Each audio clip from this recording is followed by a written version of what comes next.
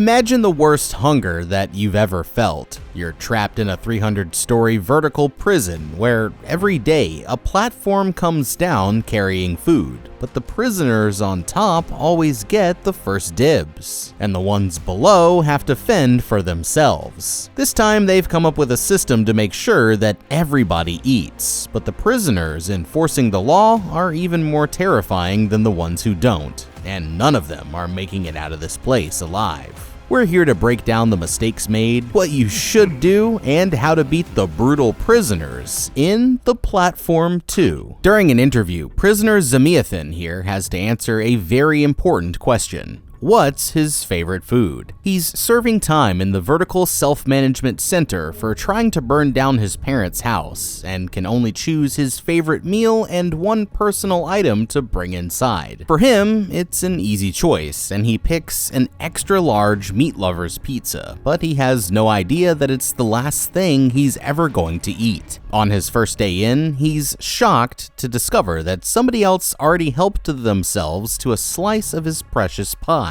Looking up, he can see dozens of floors stacked above them, and the people up there are all calling out the guy on level 21 for stealing the food. He reaches for a chicken wing instead, but they shout for him to stop, saying that you're only supposed to eat your own meal. They're trying to make sure that everyone gets something to eat, but if he breaks the rules, he'll ruin it for everyone else. As the platform goes down, his roommate Perempon throws him a bite of her meal instead, but warns him that they need to finish eating before it leaves their floor. Over the course of the day, the platform travels all the way down to level 333. When it reaches the bottom, it rockets back up to the top to get filled again, and after each month, the prisoners are shuffled to another cell, with no idea whether they'll end up at the bottom or the top. The next morning, they're waiting for the platform to come down when they realize that the people on 21 are still fighting. As it comes to the next level, they realize that the thieves survived, and they're riding down trying to kill anyone who gets in their way. The prisoners on the floor above warn them that they'll have to fight if they can't stop them, leaving the two of them with just a few minutes to get prepared.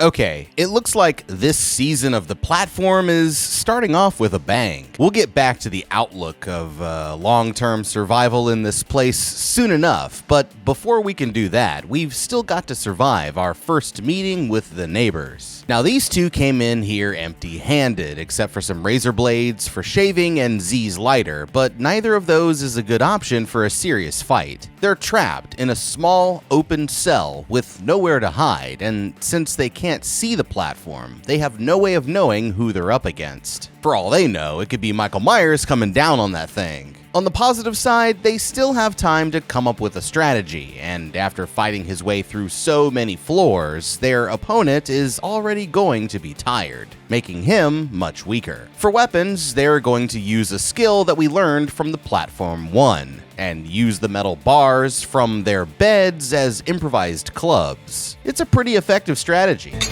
because it instantly gives you a sturdy weapon with both good reach and stopping power. But we can't only rely on offense. We want to have ourselves covered for defense too. My idea is to grab a pillow from the bed and use the sheets to tie it around your chest, sort of like improvised armor. It's not much, but it should provide you with a little extra protection to those vital areas, and might even save your life from a deadly stab. Z here is also massive, so unless the guy coming down is just as huge, this gives us a big advantage for fighting in such a confined space. Instead of instantly resorting to violence, they could try negotiating with the guy, but I don't think this would work. He won't want to go any lower on the platform than he already is, so unless they're going to let him take over their level, the only choice is to kick his ass. As soon as the platform starts coming down, the two of them need to start taking swings at their opponent's feet and ankles. He won't be able to fight back just yet, so this gives them a chance to get in some free shots, and they could seriously cripple his mobility before this fight even starts. Since Z is their bruiser, he needs to stay on the front line of the fight, drawing the attacker's focus onto him. and holding their opponent off with the same brute strength. At the same time, P can find opportunities to come in and attack from the sides, harassing the man and potentially landing a critical hit. Besides going straight for the kill, they should also focus on disarming his weapon, because if they can force him to drop whatever he's fighting with, then that just makes their job even easier. I'd try to keep him contained near the hole, because if the fight is too difficult, then they could always just hold on until the platform moves, and then shove him over the edge. It's an easy way to get rid of him, and even if he survives the fall, then he'll be the lower level's problem instead. While the people above are fighting for their lives, the woman quickly flips over her bed and grabs one of the metal bars to use as a spear. As for the big guy, it turns out that he's actually terrified of violence and starts offering to give the pizza away just so he won't have to fight. The light turns green and the platform lowers down. They see that there's already a dead body in the middle, but that's when the two prisoners come crashing down through the hole. Looking up, they see the woman scrambling to get rid of the leftover food, but the room keeps getting hotter and hotter until suddenly she bursts into a ball of flames and plummets down to the next floor. Parampon grabs a blanket and rushes to pull her out, all while the other two are still battling to the death just a few feet away. For a second, it looks like the bad guy is going to win, but she distracts him long enough for their friend to knock him off balance, and he locks himself out on the edge of the platform. The air around them starts to freeze as the platform lowers down again, but they're able to get the leftover food out quickly enough to save their lives. And that makes one prisoner down with 4 more to go. After learning that his partner is dead, Robespierre decides that he'll take the thief down on the platform the next day, looking for a special type of prisoner known as the anointed ones. He explains that there was once a prisoner known as the Master, who came up with the law that they all follow. The anointed ones are his closest followers, and they're responsible for dealing out punishments to anyone who breaks the rules. A long time before he came to the prison, the Master survived 2 months on the deepest levels by taking flesh from his leg and helping feed the people below him. Now they spread the message that he was trying to teach, hoping that one day they'll be able to save everyone in the pit, and they're willing to kill anyone who doesn't agree. That night, Zemyatin asks the man why he won't use his partner's body to feed the needy like the Master did, but he replies that cannibalism is also against the law. Instead, he wraps the body in a sheet and sends it over the edge, plummeting down and smashing apart on the hundreds of floors below, until pieces finally rain down into the very bottom of the pit, where a horde of flesh-hungry ghouls come to scavenge up the scraps. The next day, the big man finally gets his pizza, and he wastes no time chowing down right in the thief's face. They're obviously not giving him any food, but they're surprised when Robespierre starts picking up dishes off the platform and dumping them all down the toilet. He explains that they can't eat the food of the people who died, otherwise it'll cause a situation where the prisoners can benefit from killing each other. It might seem crazy, but dumping out the leftovers is the only way to maintain true equality. From now on, it's their responsibility to make sure that all 3 dishes go down the drain without anyone touching them. But the big guy isn't the best at following the rules. With that, he takes the thief and climbs onto the platform as it lowers down to the next level, never to be seen again. It's fall, y'all, which means spooky season is dead and cozy season is upon us. And thankfully, we've got our good friends at Bombas helping keep us cozy down here in the How to Beat basement. For me, there's nothing better than pulling on a fresh pair of cozy socks after a long day exploring the changing leaves, which I definitely do. It's not like I spend all my time down here in the basement, but let's be honest, not all socks are created equal. That's where Bombas comes in. These guys are seriously the gold standard of socks, underwear, and all things cozy. I've been a Bombas fan for a while now. I mean, their socks are just so incredibly comfortable. The materials are top shelf. I mean, we're talking a merino wool that's soft and breathable, and which makes it a more comfy wear. And the more comfy I am, the more how to beat scenarios I can come up with. Plus, they have a built-in arch support, which is a huge deal for me. My feet feel happy all day long, no matter what I'm doing. And look, the holidays are nearly here. If you're looking for a perfect present for a friend, family member, or even yourself, Honestly, you can't go wrong with Bombas. They're the ultimate everyone gift. Who doesn't love a fresh pair of socks that actually last? It's a gift that feels good and does good as well. Did you know that Bombas donates an item to someone in need with every single purchase? Speaking of feeling good, Bombas just dropped their new holiday collection, and it's freaking amazing. Think plush merino wool, cashmere merino blend socks that are like little sweaters for your feet, and cozy slippers that feel like two little fireplaces for your toes. Seriously, these are the perfect way to stay warm and comfy all season long. So if you're looking for the most comfortable socks on the market, made with premium materials and a company that gives back with every purchase, then look no further than Bombas. It's a win-win for everyone. New customers can get 20% off their first purchase of Bombas' amazing socks and apparel by using code HOWTOBEAT at checkout. Head over to the link in the description below to shop the new holiday collection and feel the difference for yourself. Thanks again to Bombas for sponsoring this video. Remember, one purchase equals one donation. Let's keep those feet warm and cozy and help those in need this holiday season. Okay, now that they've dealt with the immediate threats, they need to start thinking about the realities of long-term survival here and weighing their options for what kind of approach they're going to take. The system that the Loyalists have worked out is good, but it isn't perfect for everyone, and there are a few reasons why. One flaw is that you only get to eat the dish that you brought in. During the interview, the organizers asked each prisoner what their favorite dish was, not what dish they'd bring if they could only eat one meal for the rest of their lives. And those are two very different questions. Basically, you got lucky if you asked for a well-balanced meal, but somebody who only asked for a pack of Skittles will only have that to live off of for as long as they're stuck in the prison. Now, since they have water, you might be able to survive like that for a pretty long time, but it would inevitably lead to your death due to a lack of calories and vital nutrients. For everyone to survive long-term, they're all going to need at least the bare minimum amount of calories, proteins, fats, carbs, vitamins, and minerals, which all have to come from different types of food groups. And we can't necessarily rely on trading to get that done. The other problem is that they'll all need all of the prisoners in the tower to play along every month in order for the system to work. They might be in a good spot now, but once the floors shuffle and new roommates are assigned, that's when everything changes. At the start of this month, we had two troublemakers, one on level 21 and one on 44. So we can estimate that you might run into a block once every 25 floors or so, and they each take up about 2 days to clear up. The average person can generally survive for about a month without food, but after 14 days, your chances of survival drop significantly. Using this pattern, we can make an educated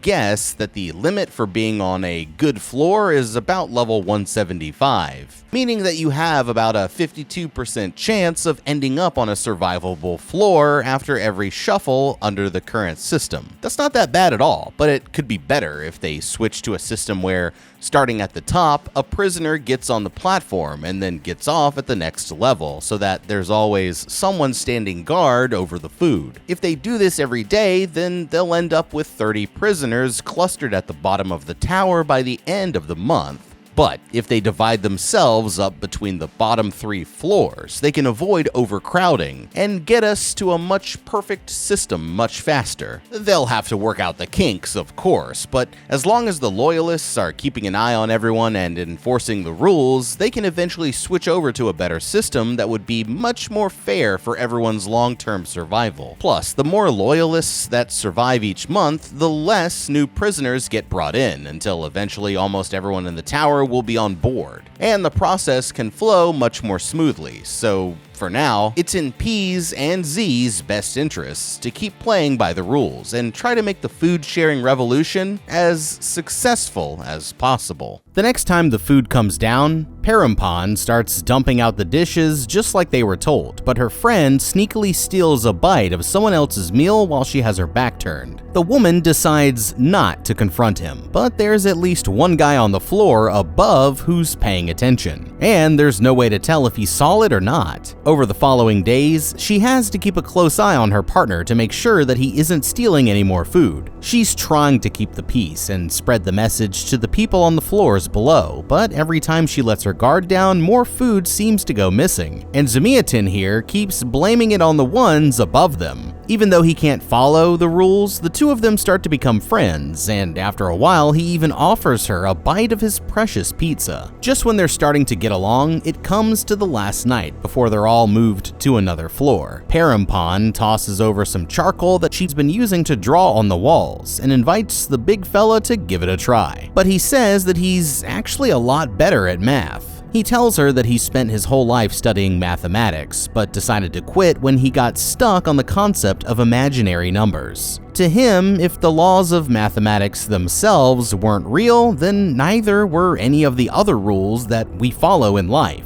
So that's when he quit his job as a professor and eventually started the fire that got him stuck here in the pit. Later that night, they hear everyone celebrating that more food made it down to level 175. To celebrate, the woman convinces her partner to dance, but tomorrow morning, everything is going to change. The two of them wake up to find that they've all been moved all the way down to level 180, 5 levels deeper than the food has ever reached. The good news is that the people on the floor above are following the rules, but the prisoners 2 floors below them say that they aren't going to play along. They get the news that there's some kind of problem on level 169. That's when Zamiatin notices a crazy guy preaching about the law 1 level underneath them, and his prayer says that he survived almost a month without getting any food at all. Noticing that there's a lot of new prisoners all around them, he realizes that many people must have died over the last month, and he's worried that the law might not help them when they're stuck so far down. Sure enough, the platform comes down, completely ransacked by the new prisoners, and it might be a while before they get a chance to eat again. Several days go by with nothing for them to eat, and Zamiatin starts coughing up blood as his medical condition steadily gets worse. One day, a severed head comes falling down through the hole, and the people above say that it's the anointed ones, finally getting rid of the troublemakers, but they still have a long way to go.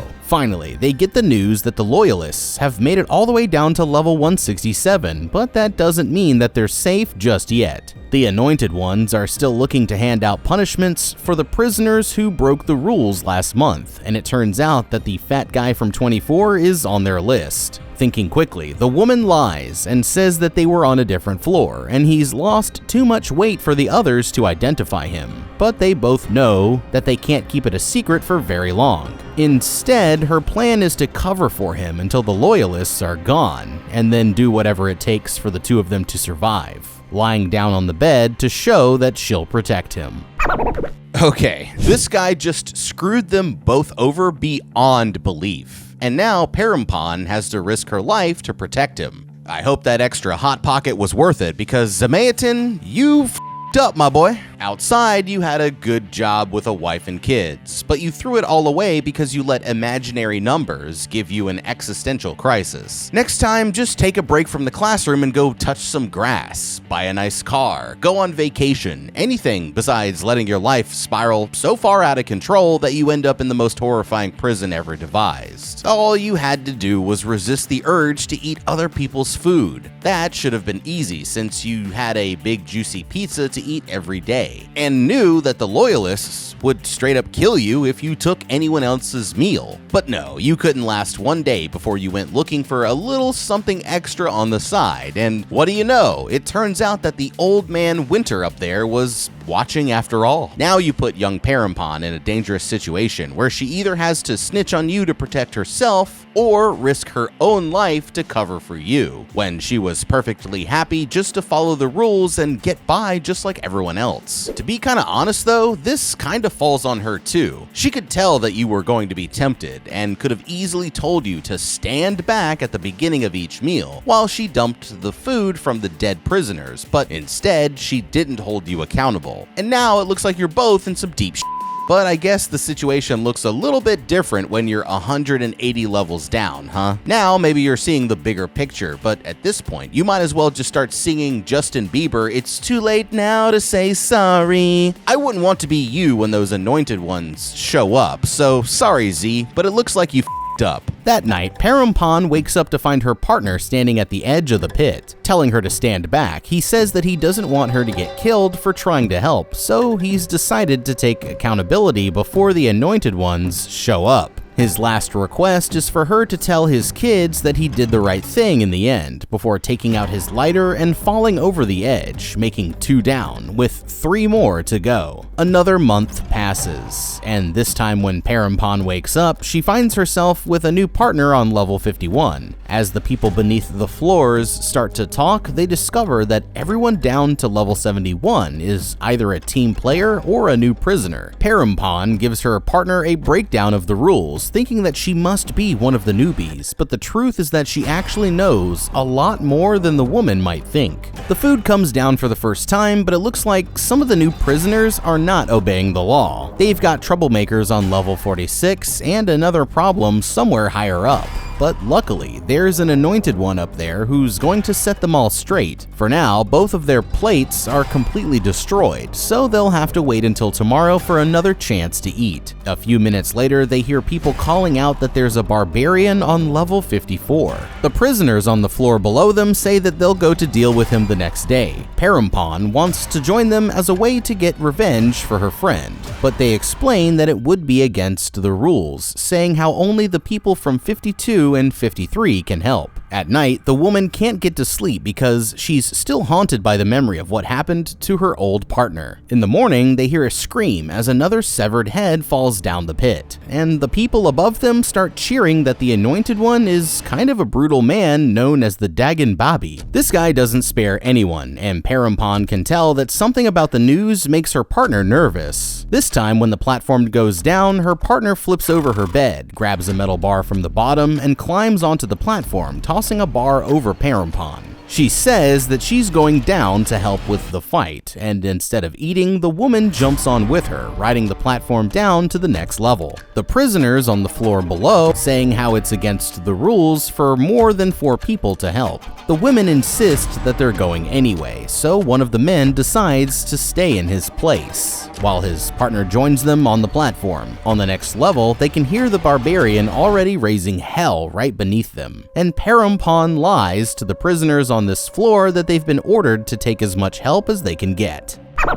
Okay, these two are making a big mistake. Parampan here literally just got herself out of trouble, but now she's already breaking the law once again, and I don't know if that's the best idea after seeing what happens when you get punished. She's kinda screwed either way, because when the anointed one comes down, there's still a chance that they'll figure out she covered for Samaitan. This puts her in a tough place, but the way I see it, going down to fight will only make things worse. Even if they win, they'll still have to deal with Dagon Babi and his people once they find out what they did. But if she stayed put, then all she'd have to do is play it cool for the 2 minutes that he was in her cell, and then she'd be safe again for the rest of the month. By now, they're probably past the point of turning back, so our only option is to work with the situation we've got and try to salvage things from there. But first, they have to survive this fight. Their biggest advantage is going to be their superior numbers, since they have their opponent outnumbered 5 to 1. They also missed a good opportunity to improve their weapons before going down. Next time, I'd try attaching a bunch of razor blades to the sides of the metal bars, making a sharp cutting edge kinda like an Aztec war club, and throw some fabric around the handle to give it a sturdier grip.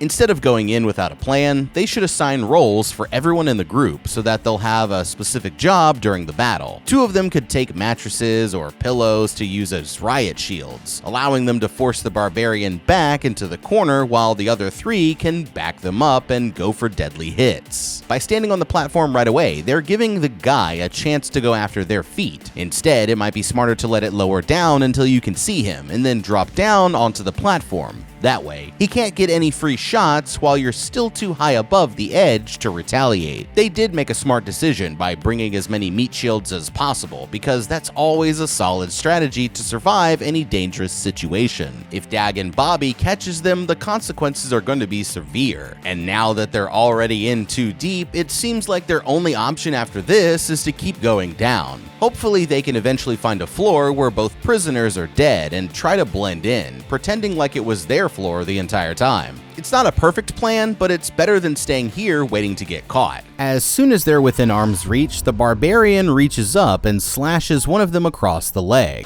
before dragging him off the platform and cutting his throat. While the others try to fight the attacker, Parampon sits there uselessly screaming over the guy's body as he quickly bleeds out. The barbarian holds his own for as long as he can, but starts pretending to surrender when the women corner him in. As soon as the platform starts to move, he rushes past them and jumps onto it, but her partner chases him down. Seeing that she's in trouble, Parampon comes flying down from above with a nasty two-footed kick straight to the spine. The old man on the next floor rushes in to help them, but ends up getting shanked several times in the kidney until finally she manages to knock the guy down with a single strike to the back. She's about to finish him off, but changes her mind at the last second when the guy explains that he's just trying to survive, and he rolls onto the platform as it lowers down, leaving the woman and her partner behind. Later that night, while she's bandaging up her injuries, her partner explains that she's actually been in the pit for around 6 months. She and her partner Kakashi used to follow the law and never caused any trouble, until one time they came across a man who was about to die of starvation. To save his life, they gave the man some food from a dead prisoner's dish, but it wasn't long before Dagon Bobby heard what they had done and he was not happy. When it came time for their punishment, Kakashi tried to resist and she even blinded the man during the fight, but it was no use. After taking the woman's arm, he tied her partner to the platform and sent her down to the lower levels where she was quickly eaten alive by the starving prisoners below. She's terrified of what might happen if they run into him again, but that's when the woman reveals that she actually has a plan to escape.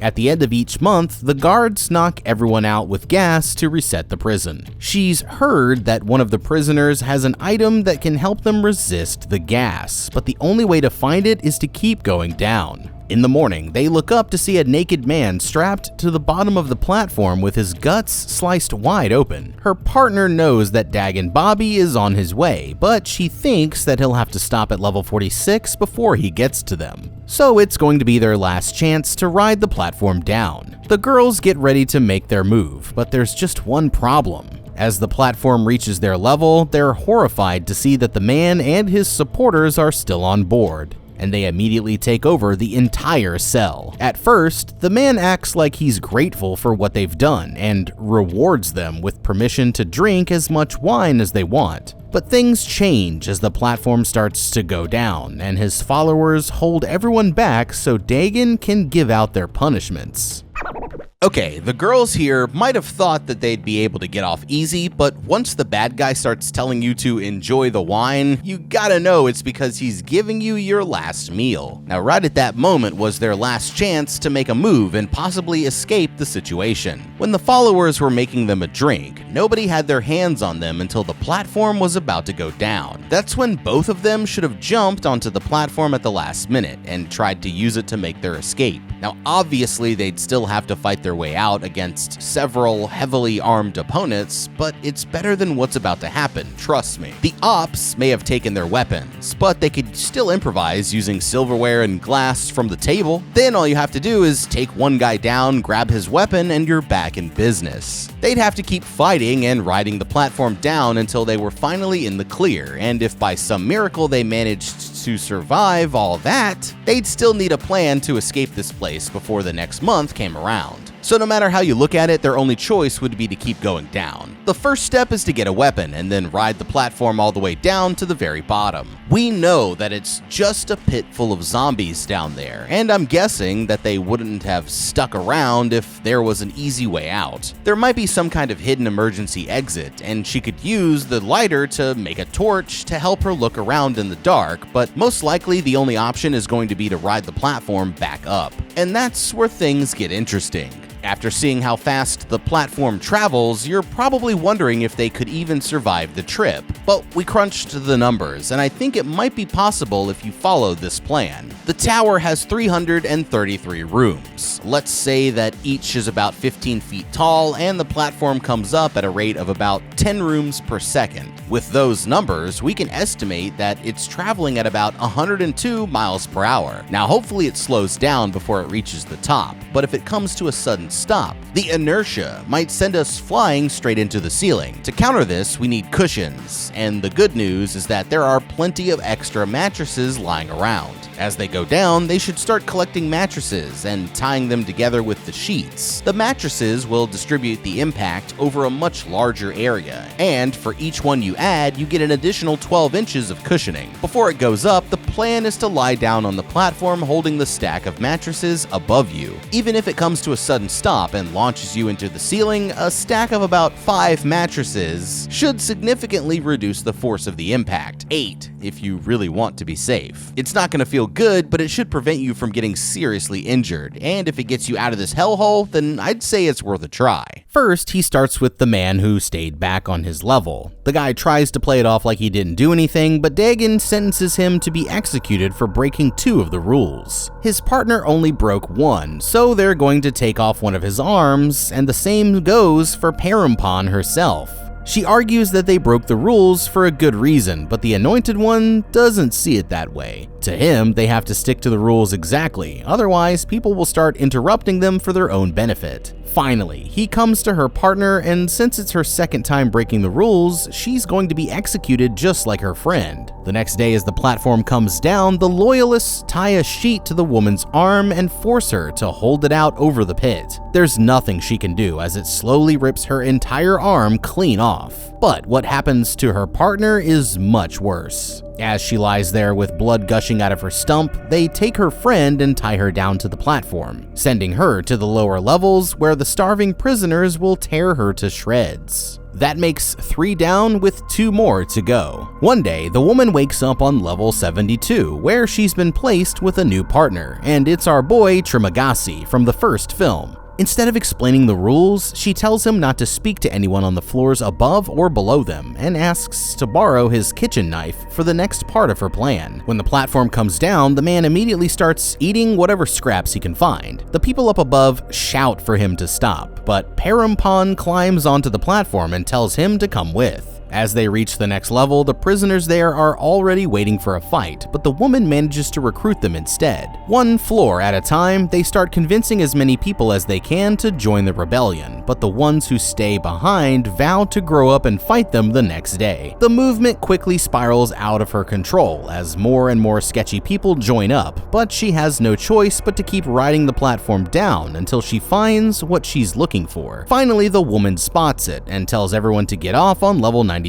It's a painting called The Dog by Francisco Goya that the prisoner here brought in as her personal item, and somehow she's planning on using it to make her escape. The horde of barbarians take over the cell, where they spend the night arming themselves with weapons and partying it up before the big showdown. In the morning, everyone gets to their battle stations as they're woken up by a bunch of crap falling down through the hole, but the loyalists actually have another plan in mind. When the platform comes down, they're surprised to see that it's completely empty, and Dagon is still on the floor right above them. He explains that they're intentionally going to starve them out for the entire month, weakening them before he comes down to finish the job, and he's willing to sacrifice everyone on the lower levels to do it. Dagon thinks that he's got them beat, but he underestimated just how f***ed up Trimagasi here really is. Stepping forward, he says that if Dagon tries to starve them, then they'll just go down and eat his followers instead. And just like that, he becomes the king of the rebellion. Unfortunately though, it won't last for very long.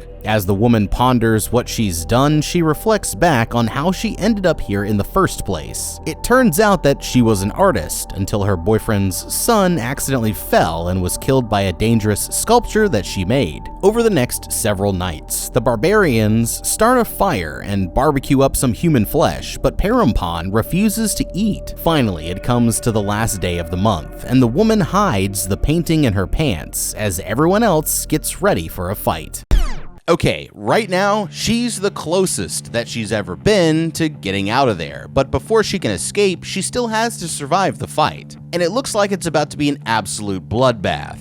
Now, Parampan's biggest tactical error here was actually picking the wrong team. I think we can all agree that Dagon Bobby is a psycho, but his troops are loyal, well-trained, and highly organized, while the rebels are all in it for themselves with no loyalty to anyone or organized structure of any kind. Because of this, she can't rely on the other rebels to protect her, and there's a good chance that they're going to get completely washed in this fight. She also only has one arm left to defend herself after the last time that she broke the rules. But depending on how you look at it, this could actually be an advantage, since she now has 50% less arms that the enemy could possibly chop off. With how little space they have, this battle is going to be absolutely insane. Within seconds, it's going to turn into total chaos, so the best way for her to survive is actually to get out of there as soon as possible. First, we need to use all of the strategies that we've talked about today. That means using the bar for a weapon, crafting some pillow body armor, and using part of a mattress as a shield to deflect attacks. She needs to stay on the edges of the battle, keeping her back to the wall to limit the angles of attack, while letting the stronger fighters take each other out until the initial chaos is over. The key is to keep herself alive long enough for the platform to start to go down again,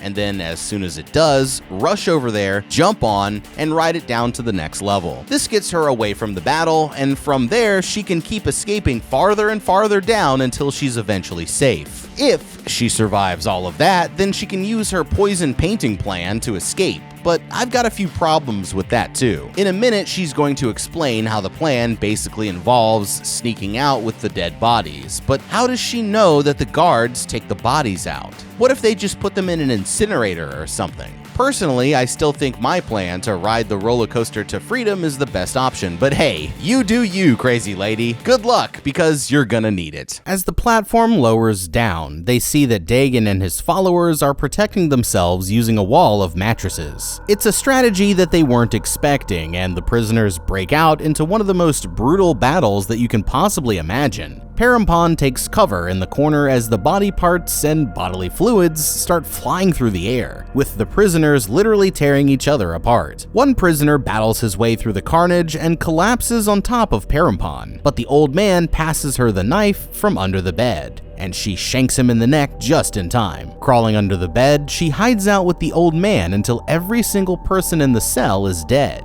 and the only one who's still breathing is Dagon Bobby himself.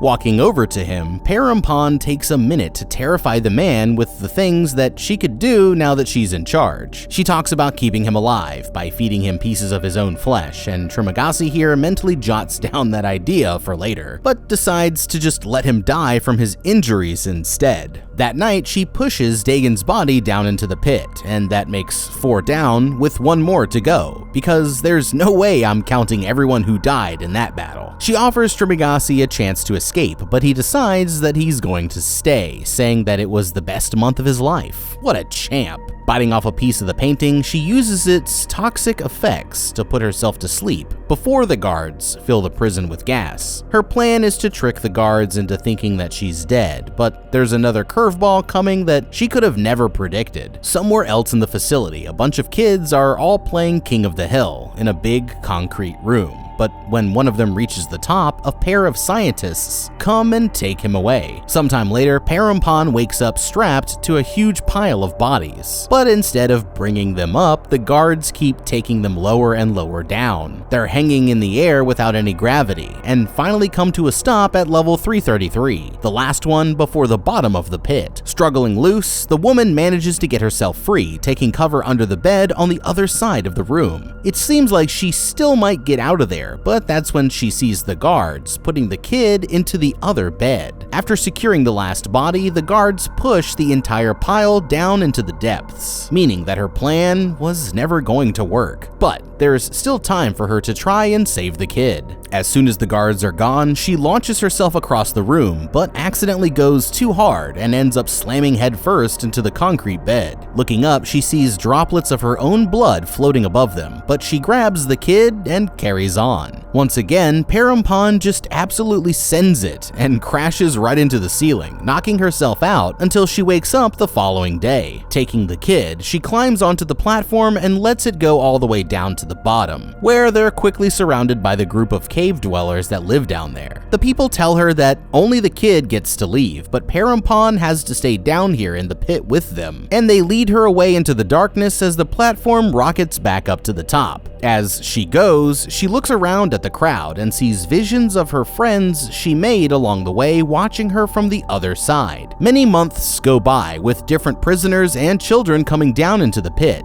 until one day, there's a surprise visit from a familiar face. It's Garang, the guy from the Platform 1, and he just survived his fight to the bottom of the pit. A vision of Trimagasi leads him away from the platform as the girl that he saved goes back to the top. But instead of a horde of zombies, only Parampon comes out of the shadows. In case you haven't realized it by now, it turns out that this sequel was really a prequel, and Garang was the woman's boyfriend, whose son died in the accident that split the two of them up. Reunited at last, the two hug it out now that they're back together again, and it looks like the Master's plans for a peaceful society are never going to happen. But I think if we can all agree on one thing, it's that these people should have just gone to therapy instead. The Platform 2. Well done to all involved. I think I still liked Platform 1 first, but hey, I can't hate on a sequel. The franchise is more popular than ever, so I'm glad that we were able to cover it here on today's show. Thank you so much for watching. Leave a like and subscribe, and check out that How to Beat playlist for more videos just like this one.